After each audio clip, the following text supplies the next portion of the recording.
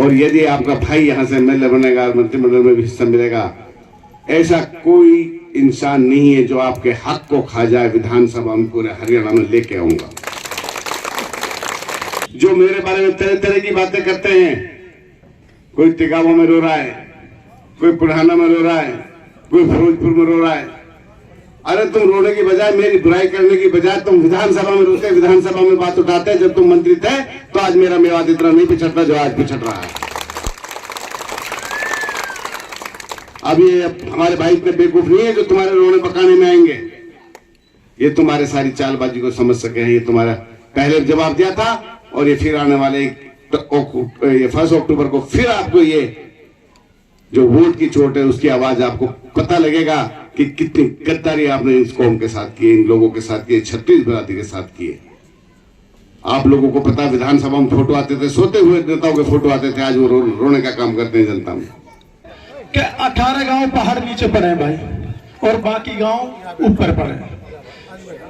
एक नेता हमारे गांव में, नेता क्या आजाद मोहम्मद, एक टीवी चैनल वाला को गांव में भेज देता है, लोग भाई सर्वे करो जाके, और वह टीवी चैनल वाला एक नोहरा में ले जाके 8-10 आदमी बिठा देता है। तो वह कहता है भाई यहाँ किसकी ज्यादा वोट है, तो वे लोग कहे भाई 75% आजाद मंत्री की वोट है। अरे बेवकूफ लू, तो बताओ, अगर तुम्हारी 75% वोट होती तो गांव के सरपंच नहीं बनते तुम? क्योंकि मैं गांव के सरपंच हूं और 200 वोटों से जीता हूं। आप यूं बताओ कि झूठ बोलना का इन्हें ठेका ले रखा है। और एक बात आप मैं बताता हूं, 18 गांवों में पिछली बार इलेक्शन होता है, विधायक मामन खान 17 गांवों में 55% वोट लाए था, लेकिन एक गांव से तिगांव से हम पीछे रह गए 250 वोट, जो कि हाफ ना हुई हमसे। और उस टाइम नसीम अहमद अकेला था, आजाद मोहम्मद, अमन, ये सब एक थे। लेकिन मैं अब की बार आपको बताता हूं, डोंडल सुभान सरपंच आप लोग सभी जानते हैं, वे हमारे साथ नए जुड़े हैं। दूसरा मेरे गांव का फारूक चेयरमैन, वो पहले भी सरपंच रहा, वो हमारे साथ नए जुड़ा है। तीसरा आदमी सुभान का सरपंच बढ़िया, सभी आदमी जानते हैं उसको, वह हमारे साथ नए जुड़ा है। एक ताहिर सरपंच ढाणा, वह हमारे साथ नए जुड़ा है। और काफी आदमी है ऐसे लोग जो हमारे साथ नए जुड़े हैं। इंशाअल्लाह आने वाले टाइम पे 1/10/2024 में जिस टाइम डिब्बे खुलेंगे, विधायक साहब हम 80% आपको वोट देंगे, क्योंकि हमने 55% तो पहले ही आपको वोट दी थी। एक गांव में हारे थे हम, तिगावा में। अब की बार इतने लोग हमारे साथ शामिल होगा तो 80% इंशाल्लाह हम वोट देंगे। अल्लाह का हुक्म सुन, आप जिस टाइम डिब्बे खुले उस टाइम चेक कर लेना 18 गांव में कितने % वोट मिले। साकी सरपंच जो नीमखेड़ा हर बार कहता है भाई हमारे 18 गांव में हम 48% 50% वोट और आपके भाई 80%, बहुत अच्छी बात है। और हमारा तो हर प्रयास पाटखोरी से तो बहुत अच्छा ही रहा है। अब के चौधरी मामन खां के लिए ये दिखा दो पार्ट से भी कि भाई इसके लिए 90% वोट हम दें, और तुम हमसे ही जुड़े हुए हो, डैमरे से ही जुड़े हो भाई, पहाड़ से ऊपर जो भी है, चाहे छिरकला होते चाहे डैमरे होते, हमारे इन 18 गाँव से परसेंटेज की बात है, हम इनसे ज्यादा वोट देंगे। मुमताज भाई ने बहुत अच्छी बात कही। मैं इस दर्द को अपने दिल में रख लेना, जिस आदमी ने 36 बिरादरी के लिए अपना परिवार नहीं देखा, अपना ऐसा आराम नहीं देखा, तुम्हारे लिए जेल में मुंदाता है, सिर्फ और सिर्फ ये 36 बिरादरी के लिए मुंदाता कि इसने एक भाईचारा से आप दोबारा फिर बना दिया है कि जेल में मुंद के। आप समझदार आदमी के लिए इशारा ही काफी है कि रोज दंगा होता था, कभी कोई कभी कोई कभी कोई। ये इसने एक इतिहास रच दिया कि सारी कौम के लिए, 36 बिरादरी के लिए अपना सब कुछ खत्म करके जेल में मुदार। भाई मैं तो हाथ जोड़ के रिक्वेस्ट कर रहा हूँ बहनों से, भाइयों से, जितने भी हमारे बुजुर्ग साथी है कि भाई एक एक तन मन धन से इसके साथ ऐसे लग जाओ, एक एक वोट चौधरी मामन खां के दिलाओ। सम्मानित मंच, मेरे हमसफर साथियों, बुजुर्ग और दोस्तों, नौजवान साथियों, मेरे से पहले सारे वक्ताओं ने आपको सारी बातें अपने अंदाज में बता दी। 100 गांठ एक लपेटा। चुनाव का वक्त है, आपका ज्यादा वक्त नहीं लूंगा। आपसे हाथ जोड़ के गुजारिश करूंगा कि आप मेरी बात को ध्यान से सुने और उस पर विचार विमर्श करें। चुनाव का दौर 5 साल में एक बार आता है और इस चुनाव के नुमाइंदे अपने आप में साफ छवि और अहम शख्सियतें होती हैं। यही हाल हमारी विधानसभा का है। यहां भी बहुत से उम्मीदवार चुनाव मैदान में होंगे, जिनमें से लगभग आप लोगों ने सबको जाना भी है, पहचाना भी है, परखा भी है। हम जिसकी सपोर्ट में आज खड़े हैं, हम ही नहीं पूरी मेवात खड़ी है, पूरा हिंदुस्तान खड़ा है। एक ऐसी साफ विचारधारा वाले इंसान के साथ हम खड़े हैं जिनका नाम विधायक मामन खान इंजीनियर है। साथियों, पिछले 20 साल से विधायक मामन खान जी फील्ड में कुछ करने के जज्बा से आप लोगों के बीच में हैं। उनका एक ही मकसद है और मकसद रहा है कि मैं सारे उम्मीदवारों से हटके अपनी आवाम का दिल जीतूं। मैं वो नाम, वो परचम किस तरीके से लहराऊं कि जिससे मेरा नाम हो जाए, मेरी आवाम का हर समस्या का समाधान हो जाए। बात ज्यादा लंबी नहीं करूंगा। पिछले 5 साल में उन्होंने हमसे वादा किए, हमने उनको जिताया, अच्छे मार्जिन से जिताया, जिस मार्जिन की चर्चा पूरे हिंदुस्तान में हुई।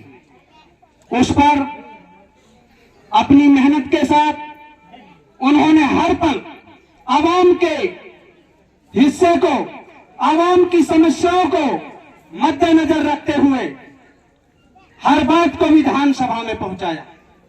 बात मेवात की नहीं है, मेवात सिर्फ मेवों का गढ़ नहीं है।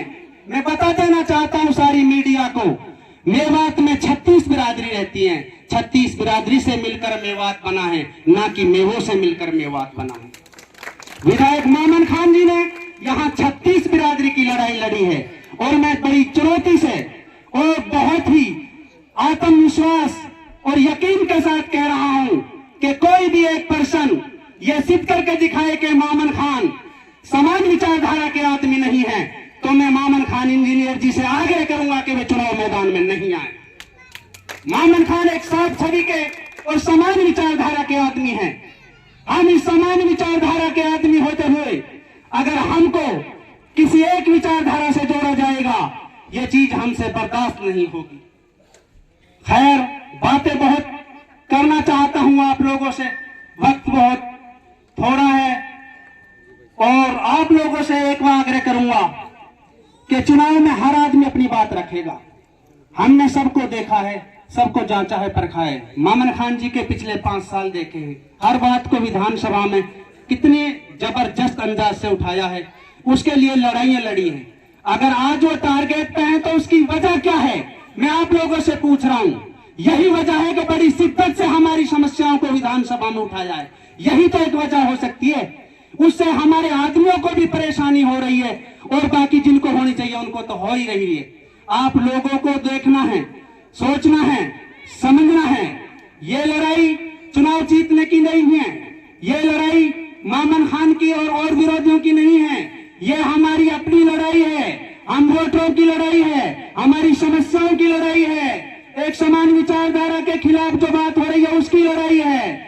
मेरे भाइयों, बहुत ही छोटी बात मैं आपसे कहना चाहता हूं। एक वक्त हमारा था कि 30 जुलाई वाला, वो 30 सितंबर वाला, उससे हमारा किसी का कोई लेना देना नहीं था। ये हमारे कोई टारगेट नहीं था कि यहाँ हम कोई झगड़ा करेंगे। अगर हो तो कोई बताए। ये झगड़ा हुआ सुनियोजित तरीका से, विरोधियों की तरीका से हुआ। हमने परेशानियां देखी, हमने कितनी परेशानियां देखी, जबकि हमारा उनमें कोई हाथ नहीं था। और उस परेशानियों के टाइम में हमारे जो लीडर आज घूम रहे हैं बीजेपी पार्टियों में, बताओ किसी ने आप लोगों के बीच में शकल दिखाई हो तो? आज वो आ रहे हैं तो ये बात कह रहे हैं भाई इन्होंने लड़ाई बजवा दी। कोई एक आदमी मेवात का सिद्ध कर दे, कहीं का सिद्ध कर दे कि हमने लड़ाई बजाई है, हमने लड़ाई बजवाई है, तो हम ये राजनीति छोड़ देंगे। हम चैनल से साथ कह रहे हैं। उस टाइम जब पूरी मेवात घबराई हुई थी, पूरी मेवात औरों की तरफ देख रही थी कि कोई एक आदमी आए सामने और हमारी लड़ाई लड़े, आपने कोई देखा? हम भी दुबक कर घर में देख रहे थे टीवी पर एक बहुत बड़ी महान शख्सियत सामने आई जिसका नाम चौधरी जाकिर हुसैन है। बड़ी उम्मीद के साथ हम टकटकी लगा कर टीवी की तरफ देख रहे थे, तो उन्होंने भी एक बात कही। क्या बात कही? कि जिससे रूह कांप जाती है। वो बात कही कि ये झगड़ा विधायक मोमन खान जी ने कराया, मोमन खान जी को पकड़ो। उस हालात में आग में घी गिरने का काम इन लोगों ने किया, जबकि वो बातें बिल्कुल बहुत परे थी। खैर, बहुत सी बातें ऐसे हैं जो मुझे ऐसे नहीं करनी चाहिए यहाँ, वो असलियत भी है, आप सब जानते हो। मैं तो आप लोगों से हाथ जोड़कर एक ही बात कहूंगा कि अब की बार ये लड़ाई हार जीत की नहीं है, ये लड़ाई मार्जन की है। हमें कितनी वोटों से भाई साहब को मार्जन से जिताकर इस बात पर मोहर लगानी है कि हम लोग समान विचारधारा के लोग हैं।